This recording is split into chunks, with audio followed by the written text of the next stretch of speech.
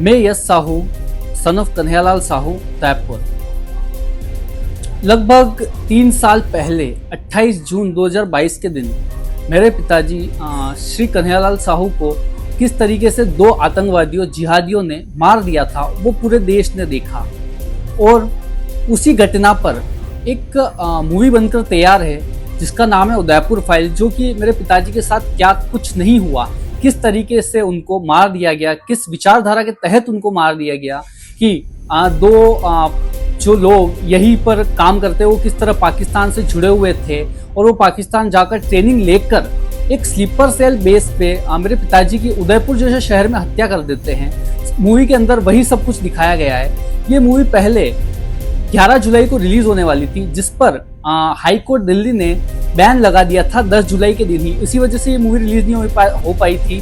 और इसके बाद इस मूवी ने कई संघर्ष किया। ये high court Delhi, supreme court, उसके बाद सेंट्रल गवर्नमेंट के पास होकर आज फिर से इसकी जो नई रिलीज डेट है 8 अगस्त को डिक्लेयर कर दी गई, क्योंकि आज ही 6 अगस्त के दिन सेंट्रल गवर्नमेंट ने इस मूवी को रिलीज करने का आदेश दे दिया है और कहा है कि ये जो मूवी है वो किसी भी धर्म समुदाय के खिलाफ नहीं है। ये एक जो क्राइम जो कि मेरे पिताजी के साथ हुआ था, जो आतंकवादी घटना मेरे पिताजी के साथ हुआ था, उसके अगेंस्ट है। इसलिए इस मूवी से किसी भी धर्म की भावना आहत नहीं होगी। इसी वजह से इस मूवी की जो रिलीज है वो 8 अगस्त को डिक्लेयर कर दी गई है।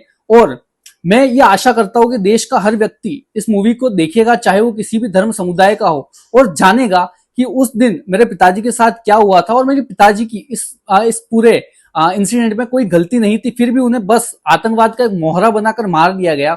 और वही ये जो कुछ संगठन है जो कि इस मूवी का विरोध कर रहे थे, जैसे कि जमीयत उलमा हिंद, जिसने कई तरीके से इस मूवी को रोकने का कोशिश किया। इसके मौलाना अरशद मदनी, देश के सबसे बड़े वकील कपिल सिब्बल को लिया है, उन्होंने मूवी पर बैन लगाने की पिटीशन डाली। उसके बाद जब ये नहीं हुआ तो उन्होंने जो मेरे पिताजी के केस में पकड़ा गया आरोपी जावेद था, उसको भी उसमें उतारा। वही जावेद जो इस ग्राउंड पर बेल ले रहा है कि मेरे घर में कमाने वाला मैं अकेला हूं, मेरे माता पिता अकेले, और उसको जब वो हत्या में शामिल था तब ये चीज याद नहीं आई। पर जब एक मूवी आने जाती है, एक सच्ची घटना पर आधारित मूवी जब पूरे देश के सामने आना चाहती है, तो ये जो मदनी जी है और ये जो जावेद है, ये एकदम से आ जाते हैं। और इनके इसी के लिए देश का सबसे बड़ा वकील, जो कि शायद 25 से 30 लाख रुपए हियरिंग पे लेता है, वही जावेद पहुंच जाता है जिसके घर में कमाने वाला कोई नहीं है।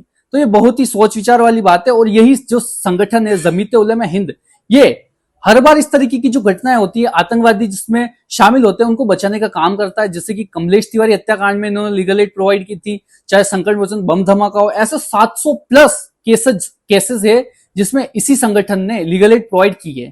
तो इस तरीके के जो भी संगठन इस तरीके के कार्य करते हैं, उनको सोच विचार करना चाहिए कि वो लोग क्या कर रहे हैं देश के अंदर। और मुझे उम्मीद है कि देश का हर व्यक्ति इस मूवी को देखेगा और हमारी न्याय की लड़ाई में हमारे साथ खड़ा होगा।